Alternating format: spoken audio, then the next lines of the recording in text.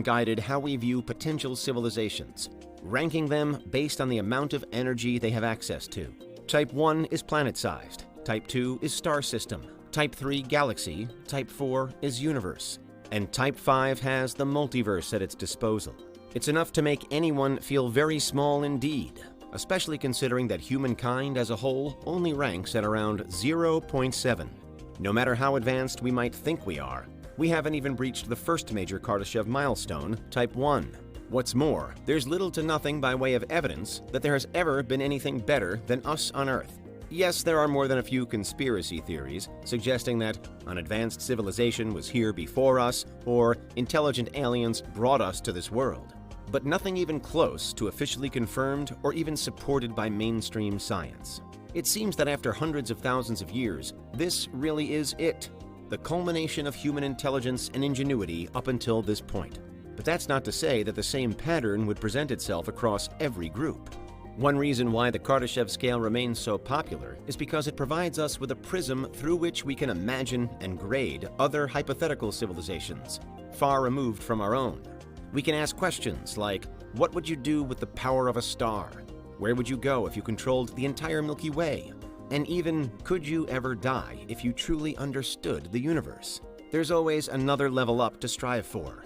And indeed, some versions of the scale do reach to Type 6, 7, and beyond, at which point any civilization becomes essentially godlike, channeling time-bending weirdness to its heart's content, if it even has a heart. However, at the other end of the spectrum, is it also possible to know too much? A lot of research has been done into how and why civilizations collapse and disappear just on Earth. War between itself and invasion by others rank highly on the list of potential reasons, as do catastrophic natural disasters and unrelenting disease. But so far, no single event or circumstance has ever been bad enough to fully wipe out all of humanity. As a planetary species, we're safe. According to the vulnerable world hypothesis, however, that might not be the case for long. Proposed by Nick Bostrom of the Future of Humanity Institute, it suggests that we're potentially always on the brink of a black ball technology, which is any product or process that could reasonably cause Armageddon. Chief among the contenders for such a technology are things like simple-to-build nuclear weapons and 100% fatal viruses. If either arrived, then our hundreds of thousands of years of progress could very swiftly be ended and lost forever. But does it have to be so bad as all that? Rather than end completely, could a civilization ever be knocked back far enough that it forgets where it came from?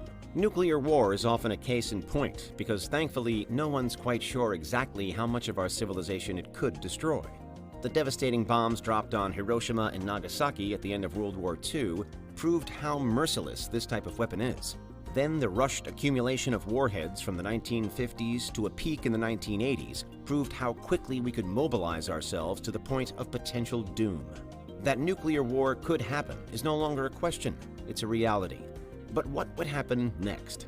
Some models see the total annihilation of our species, an extinction event like we haven't seen since the downfall of the dinosaurs, while some see a major scaling back, but not quite the total end. An apocryphal Albert Einstein quote allegedly goes, "I know not with what weapons World War III will be fought, but World War IV will be fought with sticks and stones." The authenticity of that quote is doubtful, but the meaning is still pertinent. If the Third World War were to be a nuclear war, then even then, Earth could see a Fourth World War in the future, but under very different circumstances. By then, so the idea goes, society will have been reduced back to primitive means.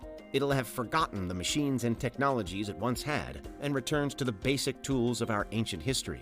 Again, there is little to no evidence that such a transition, or devolution, has ever happened to humankind.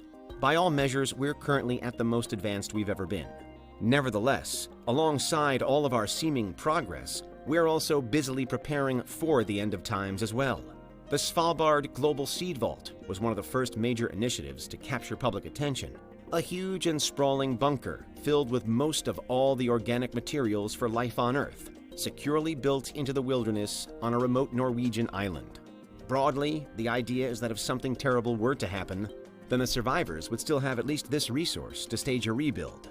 However, in recent times, the Seed Vault has been joined by other similar ventures. Ventures like the Survivor Library, a digital resource regularly updated with information and articles for the survivors of any hypothetical disaster. Or the Vivos survival bunkers, a series of ultra-luxury doomsday shelters available for the super-rich. Perhaps it's the Georgia Guidestones that best encapsulate the problems for a post-apocalypse, though. The Guidestones were a 19-foot-tall granite structure rising from the ground in Elbert County, Georgia. Made up of 6 massive granite slabs, they had instructions carved into them in a variety of languages, meant to be read and followed by those who might be left over after a planet-wide event. However, in 2022, the Guidestones were bombed, partly destroyed, and eventually dismantled due to safety. Their messages are lost. There are levels at play here then. In the immediate aftermath of a civilization-destroying disaster, it might well be possible for knowledge not to be lost. For at least a generation post-civilization, there would be those who remember what it was like before everything disappeared. However, after that point, that information becomes knowledge that's passed down and inevitably changed as a result.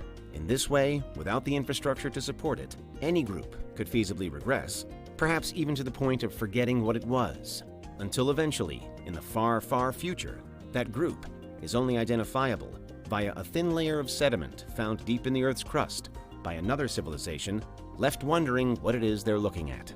While there's no reason to believe that this has happened before in human history, there are concerns that it could happen in the years and centuries to come. In smaller, more specific cases, we've already seen countless methods, traditions, and technologies phase out, usually in favor of Kardashev-style upgrades promising more. Often this is for the better, but sometimes it's for the worse. Although in either case, it surely always pays to remember the mistakes at least that have gone before, or else we'd be in danger of making them again. Scale that idea up to technologies that could have a planet-wide impact, like nuclear weapons, and bizarrely, it can be viewed as knowledge that we need to preserve for our own safety, but that we also want to forget for our own safety at the same time. Ultimately, it seems very possible that a civilization could regress on the Kardashev scale. The development of vulnerable world blackball technologies appears to be an inevitable byproduct and risk of technological growth. Meanwhile, episodes like the destruction of the Georgia Guidestones hint at just how easy it could be to erase the warnings and know-how as to why previous, more advanced civilizations failed. What's your verdict here? Is the seemingly relentless expansion of the Kardashev scale maintainable? Or could any one group fall down it just as much as they can rise up through the levels? In the ever-growing and fast-moving modern world, it's an increasingly pressing problem, and with huge and potential